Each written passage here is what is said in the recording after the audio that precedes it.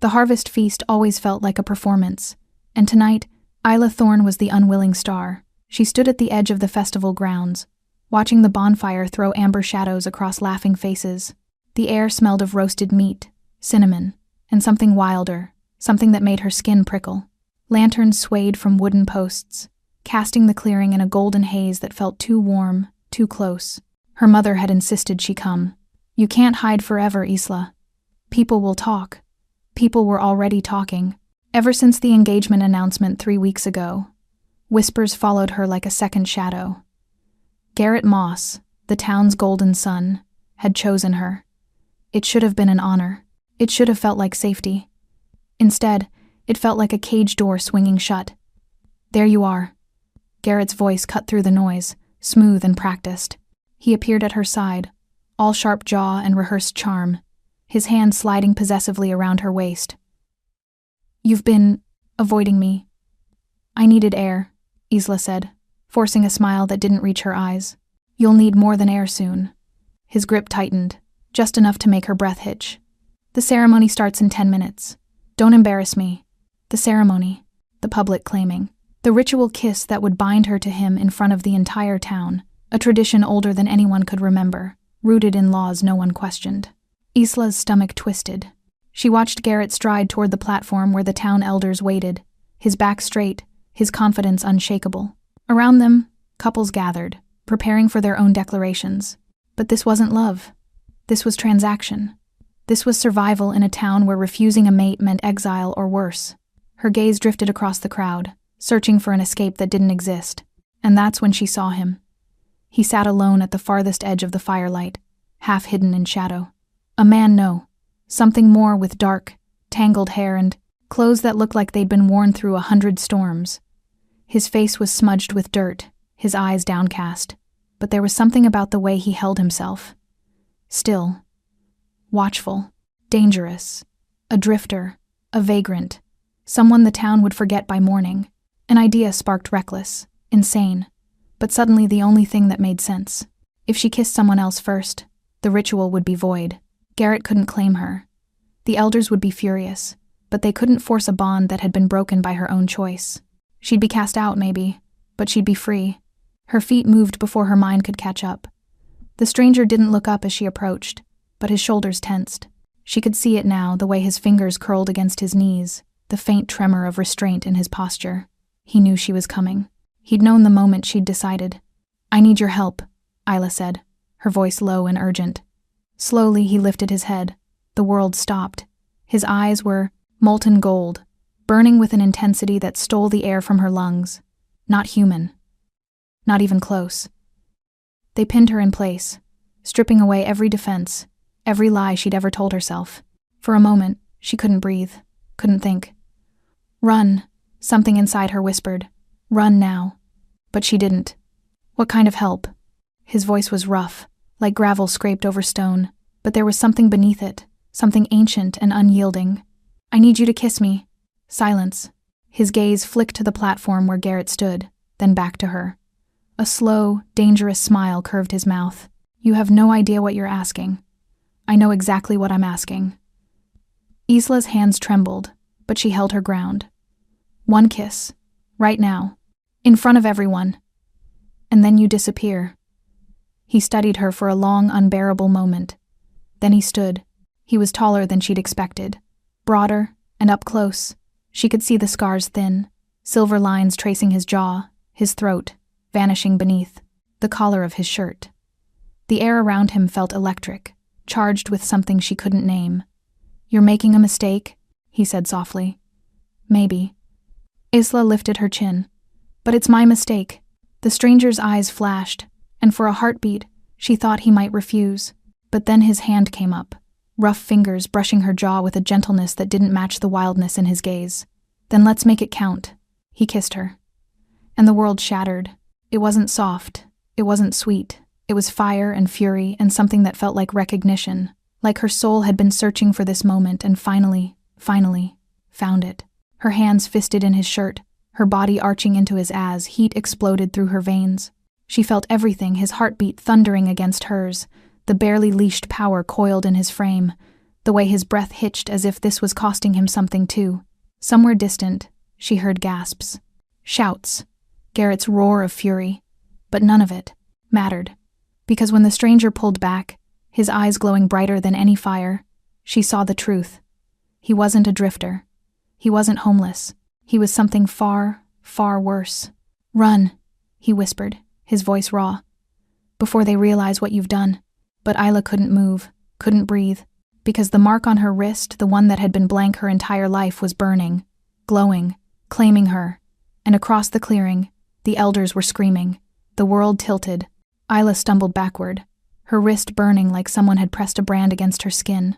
Through the haze of shock, she saw it a mark that hadn't existed 30 seconds ago, now glowing silver-white against her flesh. Intricate, ancient, a crescent moon wrapped in thorns. "Impossible. What did you do?" Her voice cracked, torn between fury and terror. The stranger said nothing. He was already moving, his hand closing around her arm with bruising force as chaos erupted around them. "Stop them!" Garrett's roar cut through the screaming crowd. "She's bound to a rogue!" The word sent a fresh wave of panic through the gathered townspeople. Rogues were monsters in their folklore, shifters without pack, without law, without humanity, dangerous, feral, the kind of creature parents used to frighten children into obedience. And she'd just kissed one. "Move." The stranger's voice was a command, not a request. He dragged her toward the tree line as the first of Garrett's men rushed forward. Isla's legs finally obeyed, terror overriding shock. They ran. The forest swallowed them whole, darkness pressing in from all sides. Branches tore at her dress, roots threatened to trip her. But the stranger moved through the chaos, like he could see in the dark, or like the darkness itself bent to his will. Behind them, voices shouted. Torches flickered between trees. "They'll kill you," Isla gasped, her lungs screaming. "They'll kill us both. They'll try." Something in his tone made her believe him. Made her believe that the men pursuing them should be more afraid than she was. They burst through a thicket into a small clearing where moonlight pooled like spilled silver. The stranger released her, and Isla collapsed against a fallen log, pressing her burning wrist against the cool bark. "What is this?" She held up her arm, the mark still glowing faintly. "What did you do to me?" He stood with his back to her, shoulders rigid, head tilted as if listening to something she couldn't hear. "I didn't do anything. You did. That's not an answer. It's the only answer you're getting tonight." He turned, and in the moonlight, his features sharpened stronger, more defined than they'd been in the firelight. The dirt on his face looked almost deliberate now, like camouflage, like a disguise. "You chose me," the Bond responded. "Bond?" Isla's laugh was half hysterical. "I don't even know your name." "Good. Keep it that way." The voices were getting closer. The stranger's head snapped toward the sound, his body going utterly still in a way that was distinctly inhuman, predatory. "Listen carefully," he said, his voice dropping to barely above a whisper. "When the sun rises, that mark will fade. By tomorrow night, it'll be gone completely. The elders will perform a severance ritual. You'll marry Garrett Moss, and you'll forget this ever happened." "Forget?" Isla touched the mark again, feeling warmth pulse beneath her fingertips. "How am I supposed to forget? Because the alternative is worse." He moved closer, and she caught his scent, pine and smoke, and something wild that made her pulse spike. "You think you escaped one cage tonight? You just walked into another. Except this one has teeth. Then why did you kiss me?" The question burst out before she could stop it. If it was so dangerous, why didn't you refuse? For the first time, something cracked in his expression, something raw and aching that made her chest tighten. "Because you asked," he said simply. "And because I'm a fool." The torches were almost upon them now. Isla could hear Garrett shouting orders, organizing the hunt. In minutes they'd be found. The stranger's eyes flashed gold again, brighter this time, almost incandescent. "Do you trust me?" "No." "Smart girl." He smiled, sharp and dangerous. "But you're going to have to. Just for tonight." Before she could protest, he shifted. There was no dramatic transformation, no Hollywood spectacle of breaking bones and tearing flesh. One moment he was a man, the next he was other, a massive wolf with fur the color of midnight and eyes that burned with the same impossible gold. He was easily twice the size of any natural wolf, his presence filling the clearing with raw, primal power. Isla's scream caught in her throat. The wolf lowered itself, a clear invitation. Or a command. You want me to… She couldn't finish the sentence. Couldn't reconcile the creature before her with the man who'd kissed her like she was salvation and damnation wrapped in one. The wolf growled, low and impatient. The torches broke through the tree line. Isla made her choice. She climbed onto his back, her fingers tangling in thick fur, and the wolf moved. They flew through the forest, faster than should have been possible, the world blurring into streaks of shadow and silver. She pressed herself flat against him, feeling the bunch and release of powerful muscles, the thundering rhythm of his heartbeat. Behind them, the shouts faded. The torches became distant fireflies. They ran for what felt like hours but was probably only minutes, until the forest opened onto a rocky outcrop overlooking a valley. The wolf stopped, and Isla slid off, her legs nearly buckling. He shifted back, the change so fluid it seemed like breathing. When he straightened, he was human again, still shirtless, still scarred, still watching her with those burning eyes. You should go back, he said quietly. Tell them I forced you. Tell them I used dark magic. They'll believe it. They want to believe it. And you? Isla wrapped her arms around herself, suddenly cold. What happens to you? I disappear, like you asked?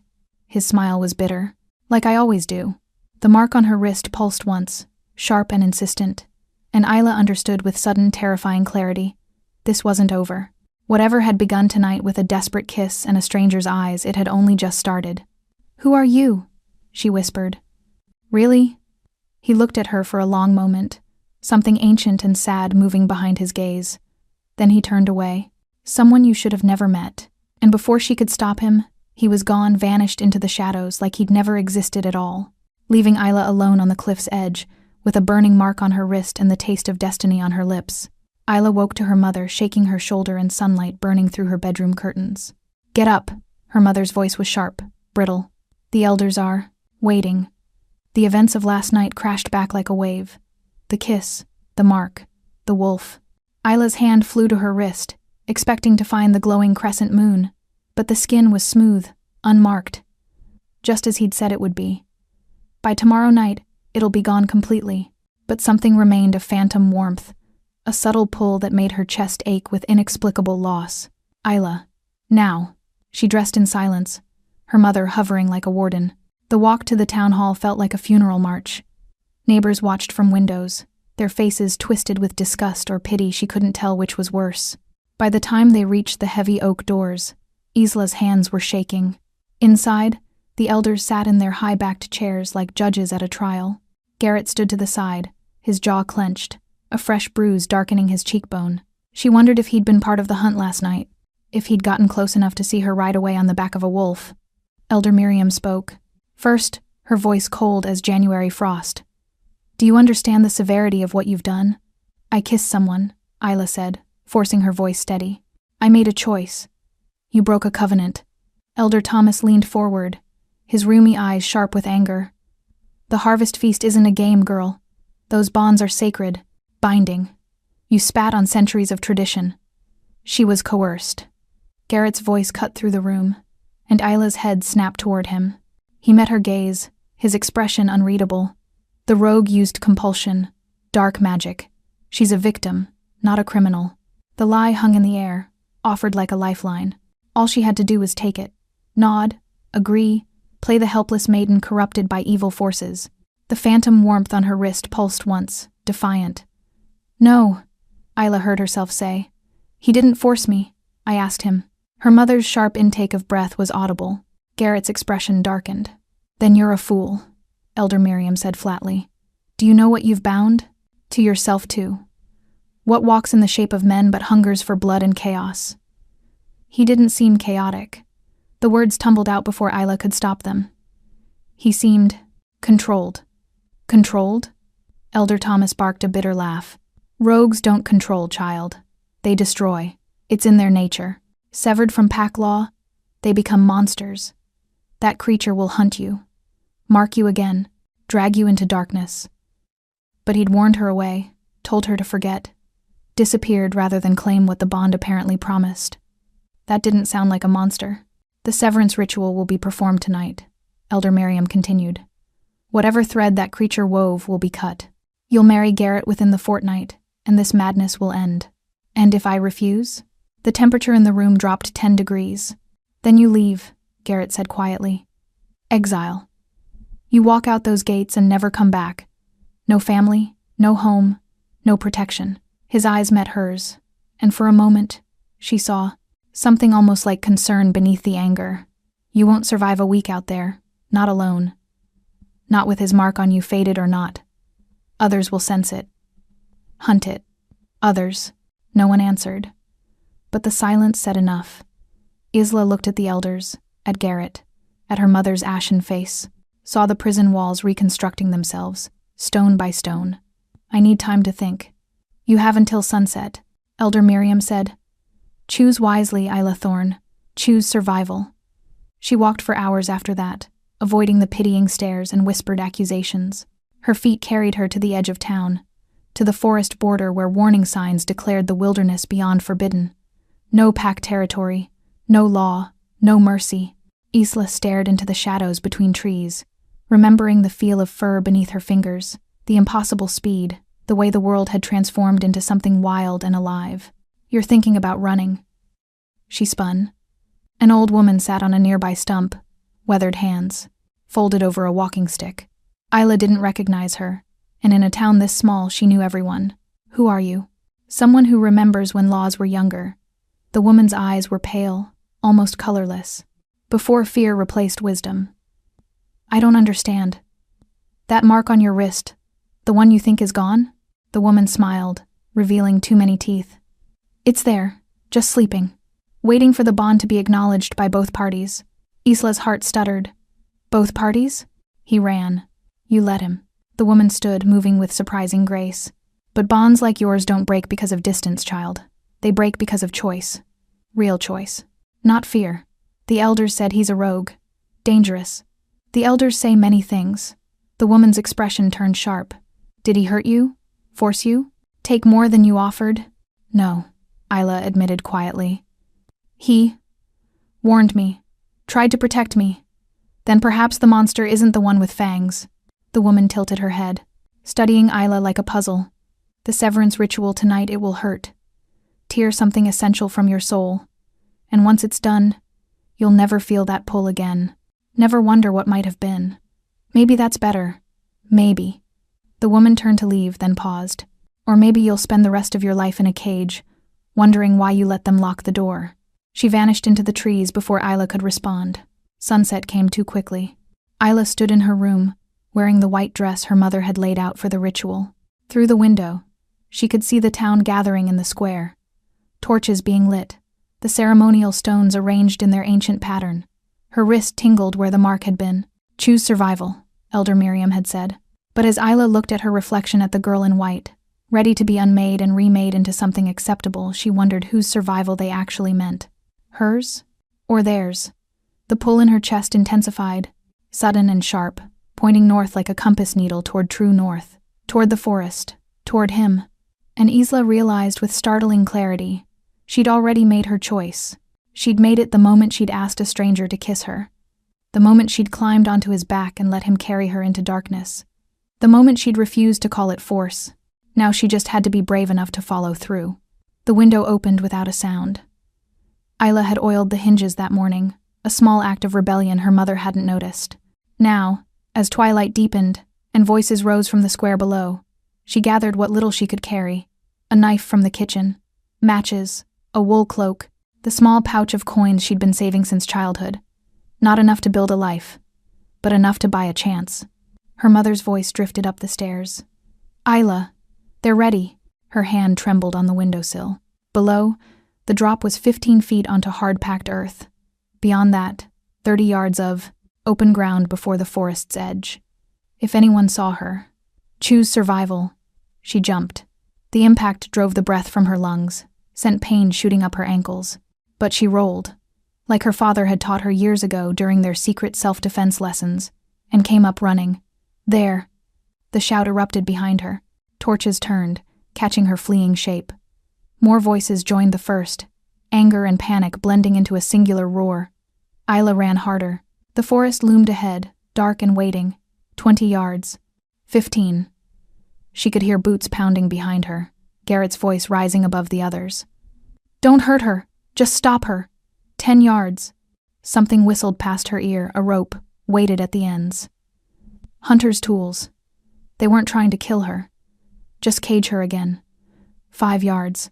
She crossed the threshold into shadow, and the world changed. The air grew thick, electric. The trees seemed to lean inward, branches forming a canopy that swallowed the dying light. Behind her, the sounds of pursuit faltered, then stopped entirely. She risked a glance back and saw them, a dozen men with torches, frozen at the forest's edge as if they'd hit an invisible wall. Garrett stood at the front, his face twisted with something between rage and fear. "Isla, come back! You don't know what you're walking into." But she did. Somehow she did.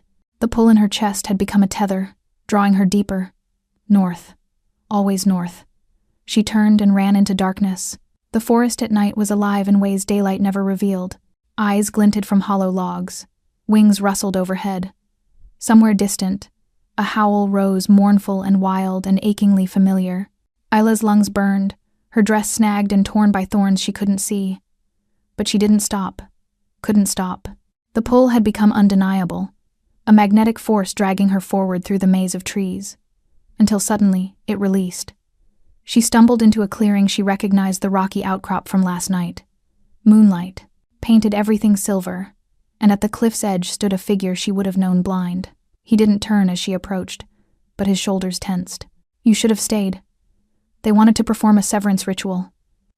Isla's voice came out rough, ragged. "Cut whatever this is out of me like a tumor. It would have been kinder, would it?" She moved closer, anger flaring hot and bright. "Or would it have killed something essential?" That old woman said. "What old woman?" Now he did turn, and his eyes flashed with alarm. At the forest border, pale eyes. She knew about the mark, about the bond. Isla held up her wrist. She said it was still there, sleeping. He was across the clearing in 3 strides, his hand catching hers with surprising gentleness. His thumb traced her wrist, following patterns she couldn't see, and his expression darkened. "Moira," he breathed. "That meddling—" He cut himself off, releasing her hand like it burned. She had no right. No right to— "What? Tell me the truth?" Isla's voice rose. "Everyone keeps talking around me, about me, but no one will actually explain. What is this bond? Why does it terrify them so much? Why did you run? Because I'm not what you think I am. You're a shifter. I figured that out when you turned into a wolf. I'm not just a shifter." He ran a hand through his dark hair, frustration evident in every line of his body. "I'm not a rogue, Isla. I'm something worse. Then tell me." She closed the distance between them, refusing to back down. "I gave up everything tonight. My home, my family, my life. The least you can do is tell me why." For a long moment, he just looked at her, really looked, like he was memorizing every detail. Then he sighed, the sound heavy with resignation. "My name is Kale," he said quietly, "and I'm the Alpha King of the Northern Territories." The world tilted again. "You're—" Isla's mind reeled. "But you were dressed like a vagrant. You looked like a homeless drifter." A bitter smile curved his mouth. "That was the point. I was hunting rogues who'd been terrorizing border towns. Went undercover to track them. Your town was supposed to be a quick stop. Gather information. Move on." His eyes met hers. "Then you walked up to me and asked me to kiss you." "I didn't know." "No, you didn't." He stepped closer, and she could feel the heat radiating from him. "Do you understand what that mark means? What happens when an Alpha King bonds with someone outside pack bloodlines?" "Outside any bloodline?" Isla shook her head mutely. "It means you become queen," Kale said softly. "It means every pack in 5 territories will challenge your right to stand beside me. It means enemies I've spent years making will hunt you to get to me. It means you'll never be safe again." His hand came up, cupping her jaw with devastating tenderness. "It means I've doomed you by being too weak to walk away when you asked." The mark on her wrist flared to life, bright and burning. This time, Isla saw an answering glow beneath his collar, a matching crescent moon etched into the skin above his heart. "You felt it too," she whispered. "The bond. From the moment you looked at me." His thumb traced her cheekbone. "I've lived 3 decades, Isla. I've commanded armies, negotiated treaties, survived assassination attempts and pack wars. But I have never felt anything like what happened when your lips touched mine. Her breath caught. Then why did you leave? Because I was trying to protect you from this. He gestured between them, at the glowing marks, at the impossible situation. But you ran anyway, straight into the fire. Maybe I wanted to burn. Something shifted in his expression. Hunger and hope and fear tangled together. You don't know what you're saying, don't I? Isla pressed her hand against his chest, feeling his heartbeat thunder beneath her palm.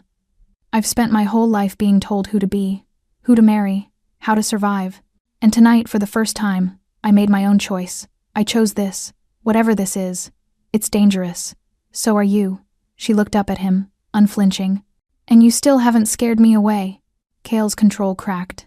His forehead dropped to hers, his breath ragged. You should be terrified. I know, Isla whispered. Ask me if I care. Kale pulled back, but only far enough to meet her eyes. If we do this, if you truly accept this bond, there's no going back. The mark will complete. Every shifter within 100 miles will sense it, know it. And they'll come. Let them come. Isla's voice was steadier than she felt. I'm tired of running from things that haven't even happened yet. A ghost of a smile touched his lips. Brave. Or foolish. Can't it be both? He laughed a real laugh, rough and surprised, and the sound transformed him. For a moment, he wasn't the Alpha King, or the dangerous stranger. He was just a man who'd been alone too long. I need to show you something, Kale said, his expression sobering. Before you decide, before this goes any further. He stepped back, and Isla immediately felt the loss of his warmth. The clearing suddenly seemed colder, darker. He moved to the cliff's edge, moonlight catching the sharp planes of his face. What you saw last night, that wasn't my only form. I don't understand. Most shifters have one animal form. Wolf, bear, cat, whatever their bloodline carries. His hands clenched at his sides. Royal bloodlines are different. We carry the old magic, the first magic, and it comes with a price. The air around him began to shimmer, like heat rising from sun-baked stone. Isla's breath caught as shadows gathered at his feet, crawling up his legs like living things. Kale, don't be afraid, he said quietly. Please, I couldn't bear it if you were afraid. The shadows consumed him, and when they receded, 2 wolves stood before her. Not 1, 2. The first was the massive black wolf from last, night powerful, primal, beautiful in its deadly grace. But beside it stood another form, translucent and shimmering like moonlight given shape. A spirit wolf, its eyes ancient and knowing, watching her with an intelligence that made her soul ache. We're called dual bloods. Kale's voice echoed from both wolves, layered and strange. 1 body, 2 souls. The beast and the spirit, the flesh and the shadow. Isla's knees threatened to buckle. How is this possible? The wolves shifted back, the transformation flowing like water, and Kale stood before her again, human, scarred, vulnerable. My ancestor made a pact with the moon goddess centuries ago. Power in exchange for burden. Every Alpha King since has carried 2 souls, 1 to rule the physical realm, 1 to walk the spirit paths. He pulled his shirt aside, fully revealing the mark above his heart. But now Isla could see what she'd missed before the crescent moon was split down the middle, half solid silver, half ethereal blue. The spirit wolf sees truth, Kale continued, his voice raw. It cannot lie, cannot hide. When I'm in that form, every secret, every intention is laid bare. It's why our enemies fear us, why our allies trust us. He met her eyes, and why I'm terrified to let you close. Because I'll see the real you, Isla whispered. Because you'll see everything. He moved toward her slowly, like approaching a spooked animal. Every dark thought, every moment of weakness, every time I've failed, killed, made choices that haunt me. The spirit wolf has no mercy, Isla. Not even for itself. She should have been horrified. Any sane person would have been. But all Isla felt was a strange, aching tenderness. You think that would change how I see you? It changes how everyone sees me. His voice dropped to barely above a whisper. Why do you think I was alone at that feast, disguised as nothing? I've spent 10 years ruling from the shadows because the moment people see both wolves, they either worship me as a god or fear me as a monster. There's no middle ground. What if I told you I don't want middle ground?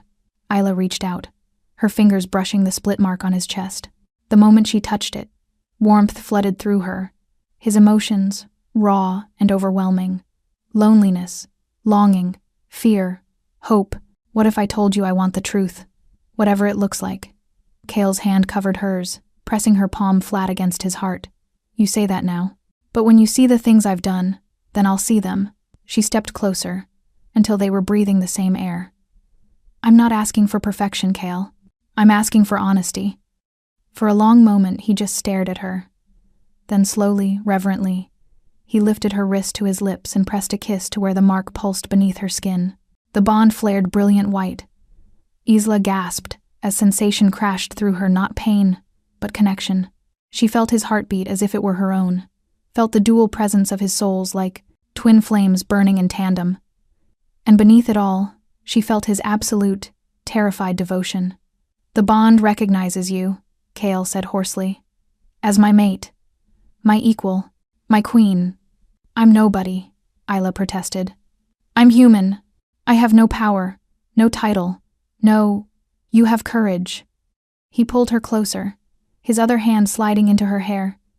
You have fire. You looked at a creature you should have feared and asked it to set you free. Do you have any idea how rare that is? How extraordinary? Tears burned her eyes. I was just desperate. No. His forehead touched hers again, that gesture already becoming familiar, becoming theirs. You were decisive. You saw a cage and chose to break it. Consequences be damned. That's not desperation. That's strength. Then why do I feel so scared? Because you're not stupid. A sad smile curved his mouth. Everything I warned you about is true. The challenges, the enemies, the danger. Choosing me means choosing a life that will try to break you at every turn. And choosing you? Isla asked quietly. What does that mean for you? Something vulnerable flickered across his face. It means I'm not alone anymore. For the first time in a decade, I'm not alone. The admission hung between them, raw and honest. Isla understood then this wasn't just about destiny or magic or ancient bonds. This was about two people who'd been living half-lives, going through motions, surviving instead of living, until one desperate moment changed everything. I need time, she said finally. Not to decide, I think I already have, but to understand, to learn what this life means. What you need from me. I need you alive, Cale said immediately. Everything else we'll figure out together. Together, Isla echoed, testing the word. It felt foreign and familiar all at once. A howl echoed through the forest, distant but closing in. Cale's head snapped up, his eyes flashing gold. They're coming, he said, tension coiling through his frame. Faster than I expected. Who? Everyone. He released her, already moving to the cliff's edge to scan the darkness. My pack. Your town's hunters, possibly rogues who've sensed the bond forming. This clearing just became the most dangerous place in the territory. Isla's hand went to the knife at her belt. Inadequate, but something. Then what do we do? Cale turned back to her, and in his eyes she saw the Alpha King powerful, calculating, ready for war. We run, he said, until I can get you somewhere safe. And then, his expression hardened. Then I remind everyone why they should fear the dual-blood king. They descended the cliff face in darkness, Cale moving with supernatural grace, while Isla struggled to find handholds in stone, slick with moss. More than once, his hand caught her before she fell, steadying her with a touch that was becoming dangerously familiar. There, he whispered, pointing toward a gap in the rocks below. A cave system. It'll mask our scent and give us options. If we need to split up, we're not splitting up. His eyes found hers in the moonlight. If it comes to a choice between your safety and staying together, then we'll make that choice when we have to. Isla's fingers tightened on the rock. Not before. A howl pierced the night closer now, answered by two more from different directions. They were being triangulated. Surrounded. Cale cursed under his breath. Move! Now. They dropped the last 10 feet, Isla's ankles screaming in protest. But Cale was already pulling her toward the cave entrance. A black mouth in the cliff face barely wide enough for them to slip through sideways. Inside, the temperature dropped 15 degrees. Water dripped somewhere in the darkness, echoing off unseen walls. Cale moved forward confidently, one hand trailing the stone, the other firmly grasping Isla's. You can see in the dark, she realized. One of many advantages. His voice echoed strangely in the enclosed space. The cave branches ahead. Left, Leads deeper into the mountain. Easy to get lost, but multiple exits. Right leads to an underground river. Faster escape, but only one way out. Which would you choose? Alone? The river. With you? He paused. The mountain. I can't risk you drowning if the current's too strong. The casual way he factored her into every decision made Isla's chest tighten. She'd never been considered like this, not as a burden or an accessory, but as an equal variable in an equation of survival. They took the left passage. The tunnel twisted and narrowed, forcing them to move single file. Kyle went first, his broader shoulders scraping stone, occasionally stopping to test the air or listen to sounds Isla couldn't hear. The mark on her wrist pulsed steadily now, a compass pointing toward him even in complete darkness. "Kale," she whispered. "Those howls, are they your pack?" "Some of them." His voice was grim. "But not all. I'm hearing at least 3 distinct packs. Word travels fast when an alpha, King's Bond, activates. Why would other packs come?" He was quiet for a moment. "To test you. To see if you're worthy. And if you're not." He didn't finish, but he didn't need to. "They'll kill me. They'll try." The absolute certainty in his voice sent a shiver down her spine. "But they'll have to go through me first. And no one's managed that yet." The tunnel opened into a larger cavern, and pale light filtered through cracks in the ceiling moonlight, painting everything in shades of silver and shadow. Isla could finally see Kyle clearly, and what she saw made her breath catch. He looked different here, in this wild place. More himself. The disguise of humanity had fallen away entirely, revealing something ancient and powerful beneath. His eyes gleamed gold even in human form, and the air around him seemed to shimmer with barely contained energy. "You're beautiful," she said before she could stop herself. Kale turned, surprise flickering across his face. "What?" "Like this, when you stop pretending to be less than you are." Isla moved closer, emboldened by darkness and proximity. "You were handsome before, but now you're terrifying? Magnificent." Something in his expression cracked open. He closed the distance between them in 2 strides, his hands framing her face with a gentleness that contradicted his predatory grace. "You see me," he breathed. "Actually see me. Not the crown or the power or the threat, just, is that so rare? It's everything." His thumb traced her lower lip, and Isla's pulse spiked. "Do you understand what you're doing to me? How impossible this is. Seems pretty possible from where I'm standing." A rough laugh escaped him. "You're going to destroy me." "Good," Isla whispered. "Then we'll be even." He kissed her then, not the desperate, claiming kiss from the feast, but something slower, deeper, a question and an answer, a promise and a plea. Isla melted into him, her hands fisting in his shirt, feeling the duel, heartbeat beneath her palms, his human heart and his wolf's heart, beating in perfect synchrony. The bond sang between them, bright and fierce. When they finally broke apart, both breathing hard, Kale rested his forehead against hers. "I need to tell you something. About what happens next." Nothing good ever follows that phrase. "Smart woman." He pulled back slightly, his expression serious. "When we reach my territory, and we will reach it, there'll be a challenge. The pack elders will demand to test your worthiness. It's tradition, law. What kind of test? It varies. Sometimes it's trials of strength or courage. Sometimes it's ritual combat. Sometimes," he hesitated, "sometimes it's exposing your deepest secrets to see if you'll break under scrutiny." Isla's stomach clenched. "And if I fail?" "You won't fail. But if I do," his jaw tightened, "then I'll reject pack law and claim you anyway, and it'll start a war that's been brewing for years. You'd risk war for me? You barely know me." "I know enough." His hand covered her heart, mirroring her earlier gesture. "I know you're brave enough to kiss a stranger to escape a cage. I know you're strong enough to jump from a window and run into darkness. I know you chose possible death over certain imprisonment." His eyes burned into hers. "That's not barely knowing you, Isla. That's knowing exactly who you are." A sound echoed through the cavern pause on stone, getting closer.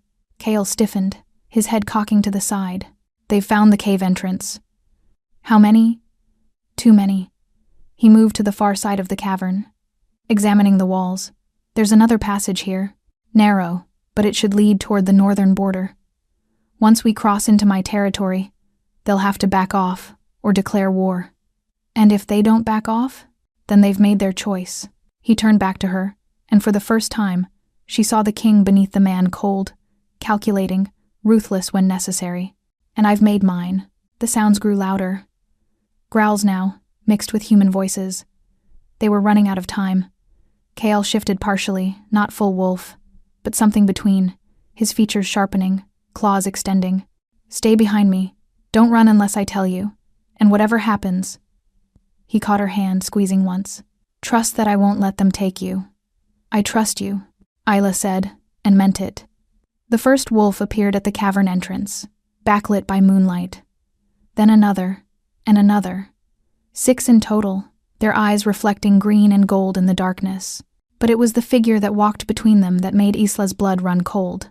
Garrett, still human, but moving with a grace he'd never possessed before. "Hello, cousin," he said, his voice carrying across the cavern.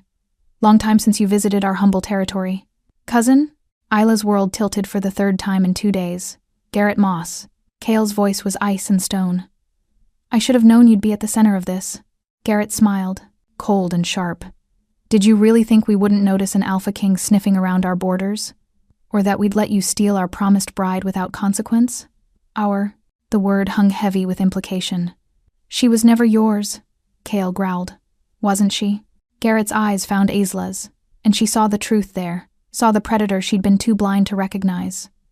"We've been grooming her for years, waiting until she was old enough, strong enough, the perfect vessel for enough." Kale's voice cracked like a whip. "You've broken every treaty, every law. If you've harmed her, Garrett laughed. "We've been protecting her, until you showed up and ruined everything." The wolves closed in, and Isla understood with sudden, terrible clarity. This wasn't just about a bond. This was about something much, much worse. "Vessel?" Isla's voice cut through the tension, sharp with dawning horror. "What do you mean, vessel?" Garrett's smile widened. "You really didn't tell her, did you, cousin? About what she is? About why the bond formed so easily? Don't." Kale's warning was lethal, but Garrett ignored it. "Your grandmother was a moon-touched, Isla, rare bloodline, almost extinct now." He circled slowly, the wolves moving with him. "Women who can amplify a shifter's power, make them stronger, faster, nearly invincible. And you," his eyes gleamed with hunger. "You're the first one born in 3 generations." The cavern spun. Isla's hand went to the wall for support. "That's not possible. I'm human. I've never shifted." "No, you won't." Garrett's tone was almost pitying. "Moon touch don't transform. They enhance. They're catalysts. And they're worth more than gold to any pack ambitious enough to claim one. Which is why you orchestrated the engagement," Kale said coldly. "Why you've been isolating her town for years, keeping her ignorant, waiting. Someone had to." Garrett's casual demeanor cracked, showing rage beneath. "Our pack has been stuck in the shadows while you parade around as king. We're stronger, better, but we lack the one thing that would let us challenge you properly." His gaze locked on Isla. "Until now." Understanding crashed over her like ice water. The harvest feast. That wasn't tradition. That was a binding ritual. Finally, she catches on. Garrett took a step closer, and Kale moved to intercept, putting himself between them. "If you'd just kissed me like you were supposed to, the moon-touched power would have transferred. Our pack would have had the strength to overthrow the northern territories. But you had to ruin it by choosing him." "She chose freedom," Kale snarled. "Something you know nothing about. I chose survival." Isla's voice was steadier than she felt. "And I'd do it again." Garrett's expression darkened. "Then you've chosen death. Because there's no way I'm letting him walk out of here with you." The wolves tensed, preparing to spring. Isla's hand found her knife pathetically, small, but her only weapon. Kale's partial shift deepened, shadows gathering at his feet as his spirit wolf began to manifest. "Last chance, Garrett," Kale said quietly. "Stand down. Walk away. I'll forget this happened." "You'll forget?" Garrett laughed bitterly. "You take everything. The crown, the power, the respect. And now her?" He shook his head. "No, tonight the dual-blood king falls, and your precious mate becomes exactly what she was always meant to be, a tool for someone worthy." "I'm not a tool." Isla's shout echoed off stone. "I'm not property. Not yours, not his, not anyone's." "Then prove it." Garrett shifted in one fluid motion. his wolf form massive and dark gray, scarred from countless fights. Survive! The cavern erupted into chaos. 3 wolves launched at Kale simultaneously. He met them mid-leap, his spirit wolf exploding outward in a shimmering cascade of ethereal light. The collision was brutal, fangs and claws and power that made the air itself vibrate. The remaining 2 wolves turned on Isla. She ran. Not away, there was nowhere to go, but toward the narrow passage Kale had found earlier, betting everything on speed and size. She was smaller, lighter. She could fit where they couldn't. Almost. Claws raked her shoulder as she dove into the opening, tearing fabric and skin. Pain blossomed hot and sharp, but she kept moving, scrambling through darkness on hands and knees. Behind her, frustrated snarls and the sound of wolves trying to force themselves through stone too narrow for their bulk. The passage twisted, descended. Isla's palms scraped raw on rock, her breath coming in ragged gasps. The mark on her wrist burned like a brand, pulsing frantically, Kale's distress bleeding through the bond, or hers reaching him. She couldn't tell anymore. Please, she thought desperately, please be okay. The tunnel finally widened into another small chamber, this one with no obvious exits. A dead end. Isla pressed against the far wall, knife held in, trembling hands, listening to the wolves still trying to dig through behind her. Then silence. Worse than the noise. Silence meant they'd given up on the passage. Meant they were going back to A. Howl of agony echoed through the cave system, and Isla's world stopped. Kale. She was moving before conscious thought, scrambling back toward the passage. The wolves were gone now, drawn back to the main cavern by the sound of battle. Isla emerged to a scene from a nightmare. Kale stood at the cavern's center in full dual-blood form, both wolves manifested simultaneously, one physical and bleeding, one spectral and flickering. 4 wolves lay motionless around him, and Garrett circled warily, blood dripping from his muzzle. But Kale was hurt. Deep gashes marked his side, and his movements were slower, heavier, impressive, Garrett said, his voice distorted by his wolf form. But you're weakening, and she's not worth dying for. She's worth everything. Kale's dual voice resonated with absolute conviction. Garrett lunged. Isla didn't think, didn't plan. She just moved. Her knife flashed in moonlight as she threw herself between them, the blade catching Garrett's shoulder. Not a killing blow, not even close, but enough to deflect his trajectory, send him crashing into the wall instead of into Kale's exposed flank. Time seemed to slow. Garrett recovered, his eyes fixing on her with murderous intent. But before he could spring, Kale's spirit wolf passed through Isla like smoke and slammed into Garrett with the force of a freight train. The 2 wolves collided in a tangle of ethereal light and solid fury. And then Isla felt it. Power. Raw and ancient and terrifying, welling up from somewhere deep inside her chest. The mark on her wrist exploded with light, and suddenly she could feel Kale not just emotionally, but physically. Every wound, every desperate heartbeat, every ounce of strength draining away. No, the word was a command, a plea, a refusal to accept what she was seeing. The power surged through her, through the bond, into Kale. His wounds began to close, his movements sharpened. The spirit wolf solidified, becoming more real, more deadly. And in his eyes, she saw shocked recognition. Moon-touched. Garrett saw it too. Saw the shift in power, the way Kale's strength suddenly doubled. He broke away, shifting back to human form, breathing hard. "This isn't over," he spat. "You think you've won? You've just painted a target on both your backs. Every pack will come for her now. Every alpha who wants power. You've doomed her." "No," Kale said quietly, shifting back to human, pulling Isla against his blood-soaked chest. "I've claimed her, and anyone who wants her will have to kill me first. That can be arranged." Garrett backed toward the cavern entrance, his remaining wolf already disappearing into the tunnel. "Watch your borders, cousin. This war is just beginning." Then he was gone, and they were alone with the bodies of fallen wolves, and the weight of what had just been revealed. Isla sagged against Kael, her newfound power guttering like a candle. "I didn't know. I swear I didn't know what I was. I know." His arms tightened around her, solid and real and alive. "Neither did I. Not for certain. I suspected, but..." He pulled back to look at her, his eyes filled with wonder and fear. "Do you understand what just happened? What you did? I saved you. You bonded with me, completely, irrevocably." His thumb traced the mark on her wrist, now glowing steady silver. The moon-touched power has awakened. And Garrett's right about one thing, every pack in 5 territories will come for you now. Isla looked up at him, at this impossible man who'd turned her world inside out. Then let them come. We'll face them together. Together, Kale echoed, pressing his forehead to hers. Against the world if we have to. Against the world. She agreed. And in the darkness of the cave, surrounded by evidence of how dangerous their love had become, they held each other and prepared for war. They traveled through the night, Kale's injuries healing faster with Isla's proximity. She could feel it through the bond, the way her presence accelerated his regeneration, strengthened his endurance. It was intoxicating and terrifying in equal measure. We're close, Kale said as dawn broke purple and gold across the horizon. Another mile and we cross into Northern Territory. Isla's legs trembled with exhaustion, but she pushed forward.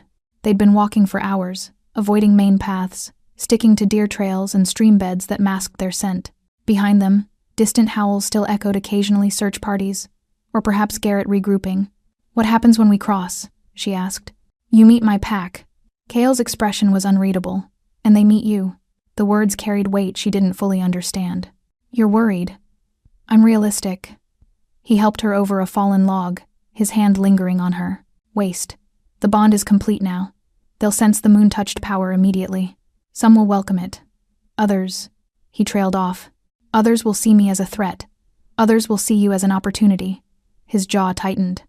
There are factions within my pack who've been pushing for expansion. Conquest. With your power amplifying mine, we could take neighboring territories by force. Become an empire instead of a kingdom. But you don't want that.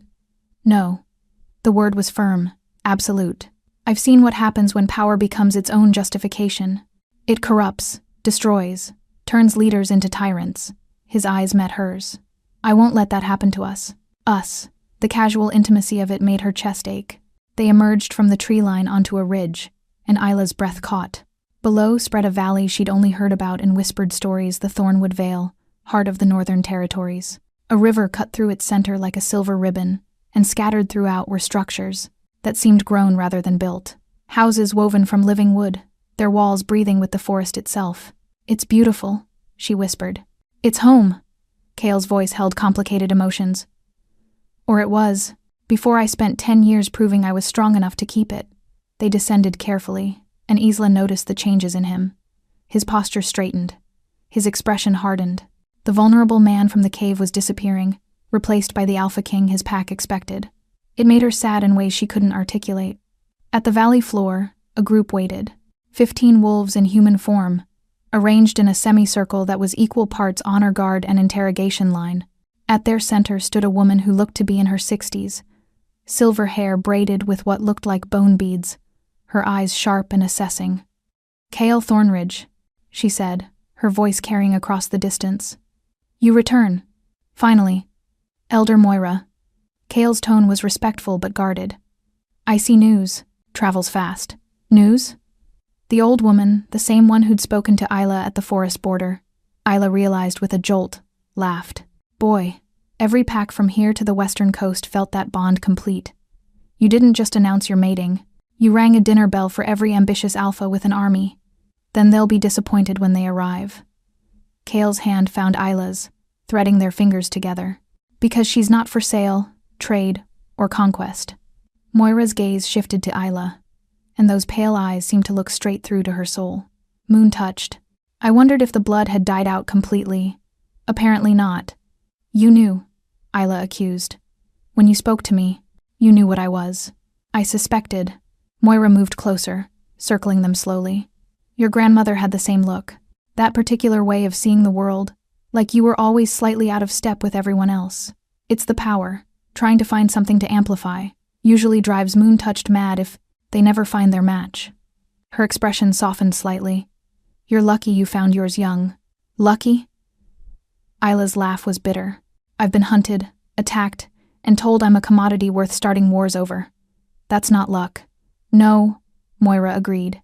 That's fate, and fate is rarely kind. One of the younger pack members stepped forward, a man with copper hair and challenging eyes. Elder, we should discuss this in council. Not out here where anyone could be listening. Darius is right, another voice called. The girl needs to be tested before we accept her as She needs nothing, Kale interrupted, his voice dropping to a dangerous growl. She is my mate. My queen. That's not up for debate. Everything is up for debate, Darius shot back. You've been gone for months, Kale. Playing vagrant in border towns while we've been holding the territory together. You don't get to waltz back in with an untrained moon touched and expect us to just... The spirit wolf manifested in a flash of blue light, towering over Darius, eyes blazing with otherworldly fury. The challenge was clear. Submit or fight. Darius went to his knees immediately, head bowed. Does anyone else have concerns they'd like to voice? Kale's dual voice resonated with power, and Isla felt it through the bond, felt how much strength he was drawing from her presence, how the moon-touched power made him nearly invincible. It should have thrilled her. Instead, it made her uneasy. Silence answered him. Good. The spirit wolf dissipated. Isla will be tested, as is tradition. But make no mistake, she's already passed the only test that matters. She chose this life knowing the cost.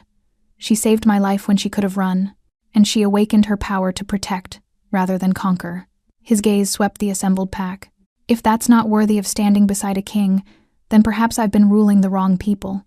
The words landed like stones in still water, ripples of shock spreading through the rebellious group. Moira broke the tension with a dry laugh. Well, that was dramatic. She turned to Isla. Come, girl. Let's get you fed and cleaned up before the official ceremonies begin. You look like you've been dragged through the underworld. Feels like it too, Isla admitted. As Moira led her toward the largest of the living wood structures, Isla glanced back at Kale. He was already surrounded by pack members, voices rising in urgent discussion. Strategy, defense, the weight of leadership settling back onto his shoulders. He caught her eye across the distance, and for a moment, the king disappeared. It was just him, Kale, the man who'd kissed her like salvation, who'd shown her his deepest secret, who'd chosen her over safety. Stay close, his eyes seemed to say. I need you. I'm not going anywhere. She tried to communicate back. Then the moment passed, and he was pulled into another conversation, another decision, another burden. Don't worry, Moira said quietly. The first few days are always the hardest. Learning to share him with a pack that's needed him longer than you've known him. I'm not worried about sharing him. Isla watched Kyle gesture emphatically, his profile sharp against the rising sun. I'm worried about what happens when they realize he's not invincible, that the only reason he survived last night was because I was there. Moira's expression turned grave. Then you understand the real danger. Not from enemies outside these borders, but from those within who see power as an end rather than a means. She pushed open a heavy door. Come, we have much to discuss before your testing begins. What kind of test? The old woman's smile was enigmatic. The kind that shows whether you'll break under pressure, or whether you'll forge yourself into something stronger. She paused. Tell me, Isla Thorne, when they try to separate you from Kale, will you fight, or will you trust that the bond is stronger than distance? I don't understand. You will. Moira's eyes gleamed with knowledge earned through decades. By sunset, you'll understand everything. The question is, will you survive the understanding? The door closed behind them, and Isla couldn't shake the feeling she'd just walked into a trap far more sophisticated than anything Garrett had set. One woven by allies instead of enemies. And those, she was learning, were the most dangerous kind. The interior of the Elder's dwelling was unlike anything Isla had expected. Instead of rustic cabin furnishings, she found herself in a space that seemed to exist between worlds, walls that shifted between solid wood and translucent membrane, showing glimpses of the forest beyond. Moonlight pooled in corners despite the sun rising outside. Spirit architecture, Moira explained, gesturing for Isla to sit on cushions arranged around a low table. Built by dual bloods centuries ago, when the boundary between physical and ethereal was thinner. Isla sank down gratefully, her exhaustion finally catching up. You said there would be a test. There will be. Tonight, during the full moon, Moira poured dark liquid from a clay pitcher tea that smelled of herbs and smoke. But first, you need to understand what you are, what you can do, and what will be asked of you, Garrett said. I amplify power. Garrett is a fool who understands only half the truth. Moira settled across from her. Yes, Moon-touched can enhance a shifter's abilities, but that's not your primary gift. It's a side effect. Then what's the actual gift? Balance. The word hung in the air like a bell tone. You stabilize dual souls. Without you, a dual blood like Kale is constantly at war with himself, the beast wanting to hunt, the spirit wanting to transcend, the man trying to rule. That internal conflict is what makes them powerful but also vulnerable. They can be manipulated, corrupted, driven mad by their own nature. Isla thought of Kale's words in the cave every dark thought, every moment, of weakness. And with me?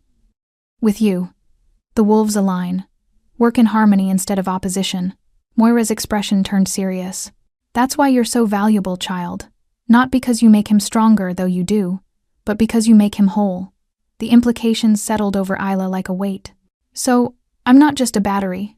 I'm an anchor, a compass. The thing that keeps a god from becoming a monster. Moira sipped her tea. Now do you understand why they'll test you so brutally? Why they need to know you won't break? Because if I break, he breaks. Worse. If you break, he becomes unstoppable in all the wrong ways. The old woman's eyes held ancient sorrow.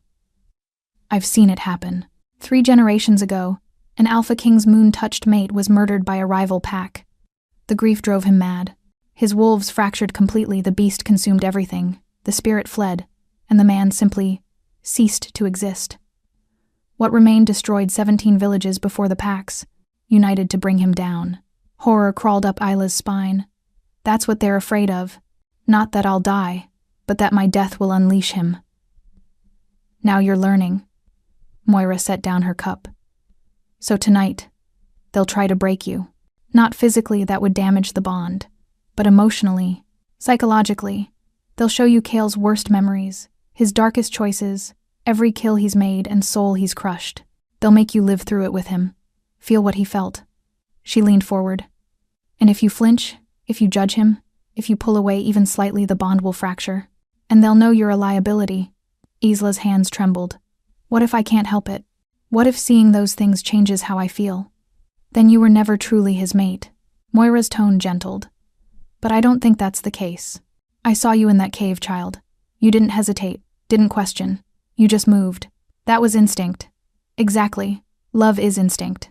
The rest is just fear pretending to be wisdom. The old woman stood. Rest now.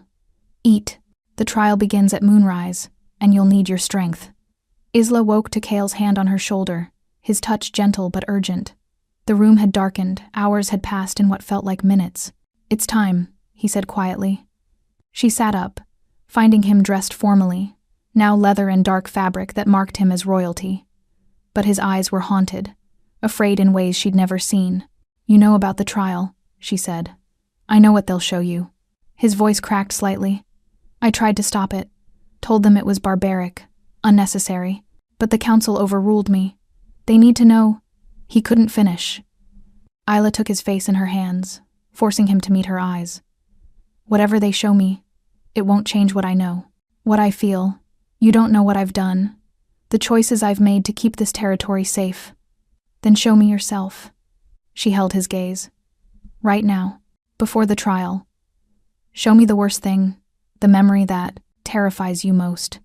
Let me choose with full knowledge. Kale pulled back, conflict written across every line of his body.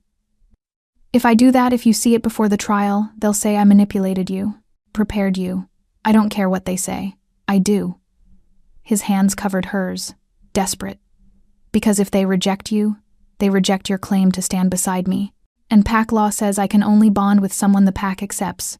If they cast you out, his voice broke, I'll have to let you go. The world tilted. You never told me that. Because I was hoping it wouldn't matter. That your strength would be obvious, your worth undeniable. He pulled her closer, pressing his forehead to hers in that gesture that had become their shelter. But if tonight goes wrong, if the bond fractures even slightly during the trial, they'll separate us, force a severance. And this time, I won't be able to stop it. Isla felt the mark on her wrist burn, as if in protest. Then I won't let it fracture. You can't control your reactions. No one can when the spirit wolf shares memories. It's too raw, too real. Then I'll survive the raw and real. She kissed him, fierce and claiming. I've come too far to lose you now. His arms crushed her against him, and she felt his fear through the bond visceral, overwhelming. Not fear of the trial itself, but fear of watching her recoil from him, seeing love turn to horror. Whatever you see tonight, he whispered against her hair. Remember this moment. Remember that I would rather die than hurt you. I know. Do you? He pulled back to search her face. Because I've killed, Isla. Not just enemies in battle, but innocents caught in the crossfire. Children in villages harboring rogues. Prisoners who knew too much to release. I've made choices that haunt me every time I close my eyes. And you'd make them again if you had to protect your people, your territory. Isla held his tortured gaze. That's not monstrosity. That's leadership's perfect burden. Some would call it damnation. Then I'll be damned with you. She stood, squaring her shoulders. Take me to the trial. Let them show me everything. And when it's over, we'll face whatever comes next together. Cale studied her for a long moment, something like awe flickering across his features. Then he offered his hand. Together. She took it, their fingers interlacing, the bond humming with shared resolve. They walked out into the settling dusk, toward a gathering that would either forge them into something unbreakable or tear them apart forever. The pack waited in a circle around a clearing marked with symbols that glowed faintly in the twilight. Moira stood at the center, her expression grave. Behind her, a stone altar held a bowl of liquid that seemed to swirl with captured moonlight. Isla Thorne, Moira intoned as they approached. You seek to claim the position of queen, to bond permanently with our Alpha King, to anchor his dual souls and share his power. I do, Isla said, her voice steady despite her racing heart. Then drink, Moira gestured to the bowl, and let the truth be known. Isla released Cale's hand and moved forward. The liquid in the bowl rippled like living silver, and she could feel its pull ancient magic that promised revelation and reckoning. She lifted the bowl to her lips and drank.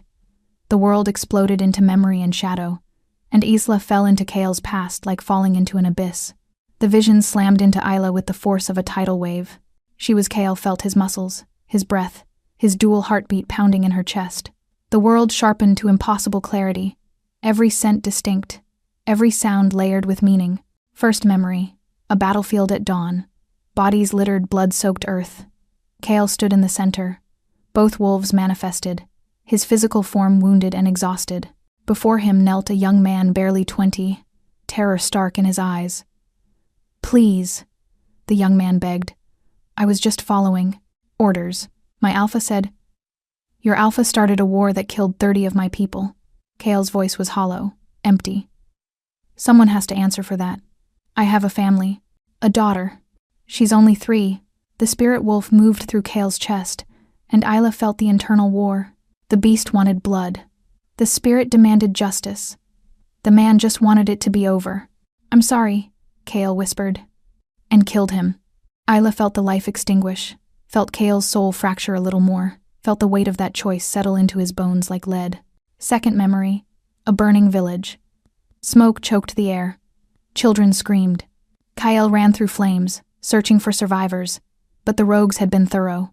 They'd hidden here, used civilians as shields, and Cale had ordered the attack anyway because letting them escape meant more deaths elsewhere. He found a girl maybe 8 years old, trapped under a collapsed beam. Her eyes found his as he shifted to human form, as he tried desperately to lift the burning wood. It hurts, she whimpered. I know. I'm going to get you out. But the beam was too heavy, and the flames were spreading too fast, and in the end, all he could do was stay with her, hold her hand as the smoke took her gently before the fire could. She died believing he'd tried to save her. She never knew he was the one who'd ordered the village burned. Third memory, a throne room, 5 years ago. An old man stood before Cale, his uncle, the previous Alpha King's closest advisor. Evidence lay scattered on the floor between them. Letters detailing a plot to assassinate Cale and install a puppet ruler. You were like a father to me, Cale said, his voice breaking. And you were supposed to be greater than your father, the old man replied.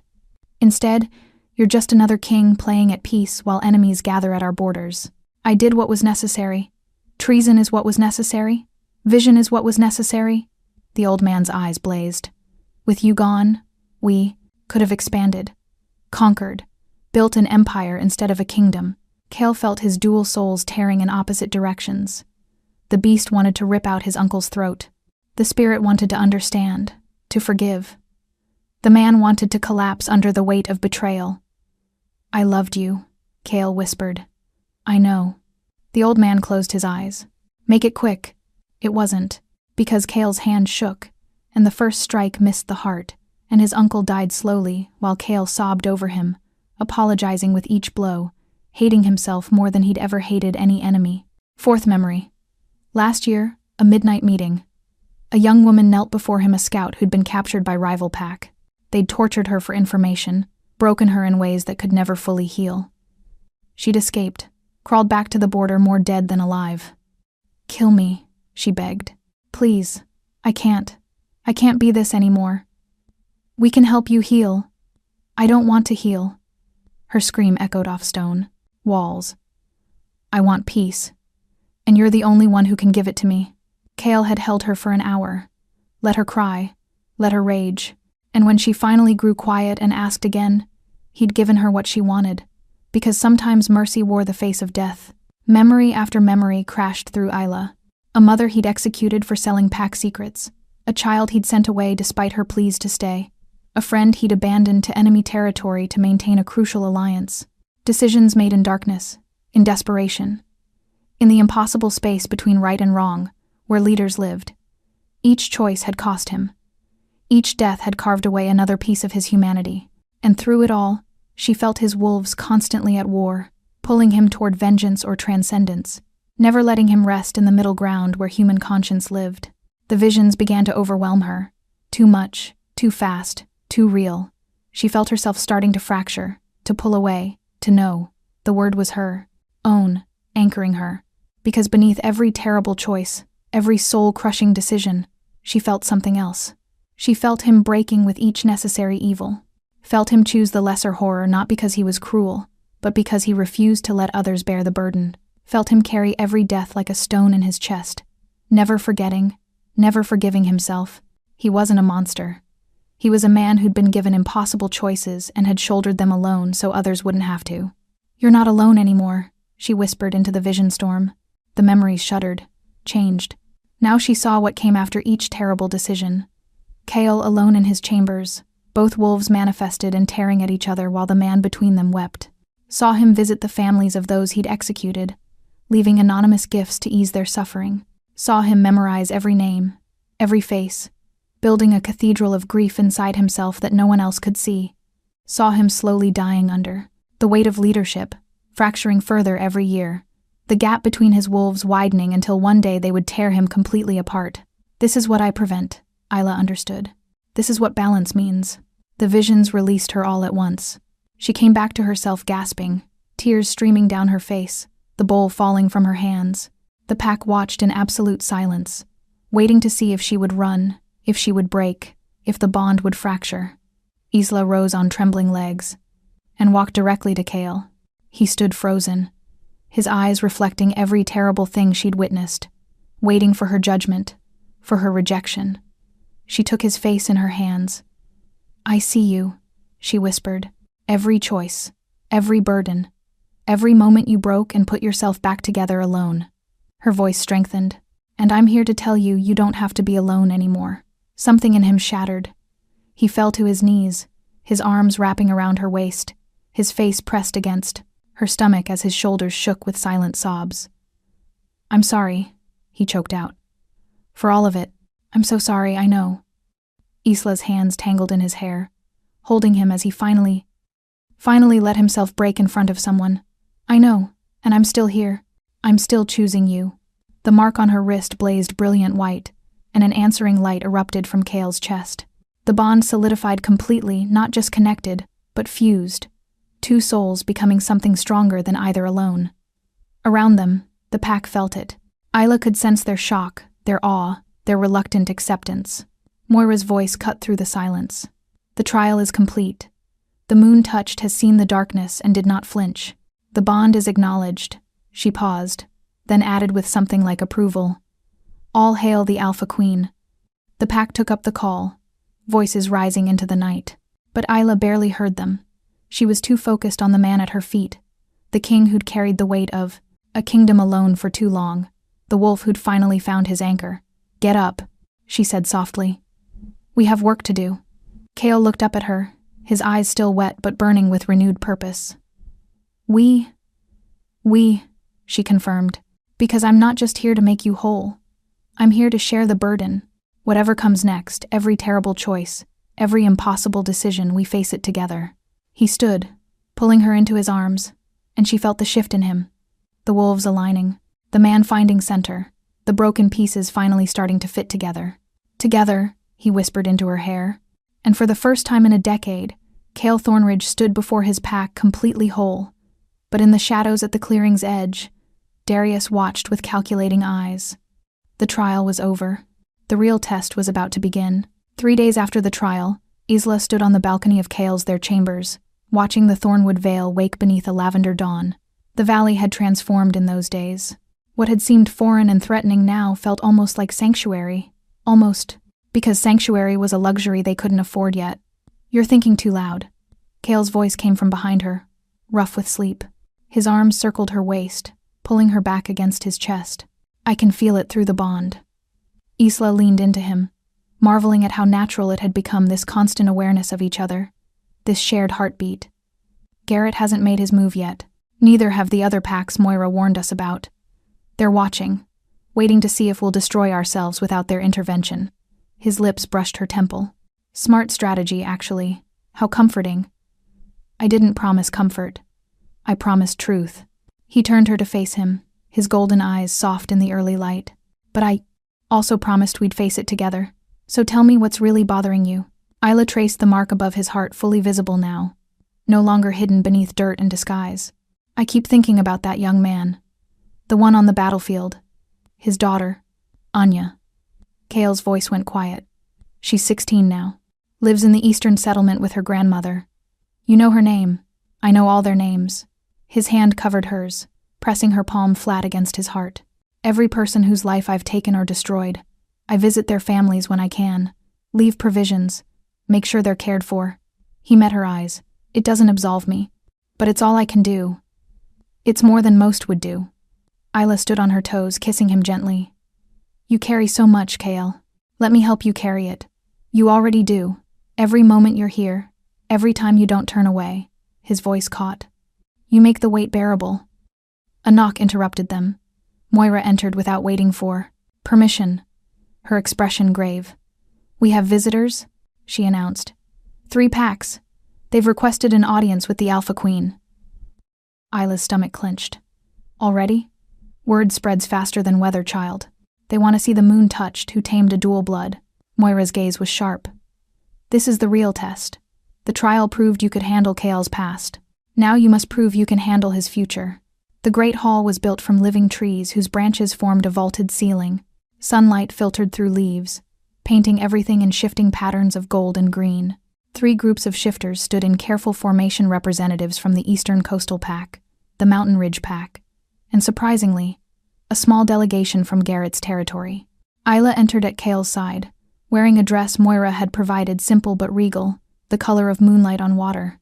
She felt every eye on her, assessing, judging, calculating her worth. Let them look, she thought, fiercely. I know who I am now. The Eastern Alpha spoke first, a woman with iron gray hair and scars mapping her face. Alpha King, we come in peace to acknowledge your bond. Her eyes shifted to Isla. And to meet the moon-touched who ended a century of searching. Searching? Isla asked before Cale could respond. For balance. The woman stepped closer, her gaze intense but not hostile. My pack has a dual-blood heir. He's 12, and already the wolves are tearing him apart. We've lost 3 young dual-bloods to madness in the last generation. Her voice softened. If what we've heard is true, if you can stabilize dual souls, we would ask for your help. The request hung in the air, unexpected and humbling. Isla glanced at Cale, who nodded encouragement. I don't know if my ability works on others. The bond with Cale is unique, yes, but the moon-touched gift isn't limited to mates. Moira stepped forward. With training, you could teach others to find their own. Balance. Could potentially save dozens of young dual-bloods. The Mountain Alpha spoke next, a broad man with kind eyes. My sister lost her mate last winter. She's moon-touched, and without her anchor, she's fading, dying slowly. If you could show her there's another way, please. A young woman from Garrett's delegation stepped forward, her voice trembling.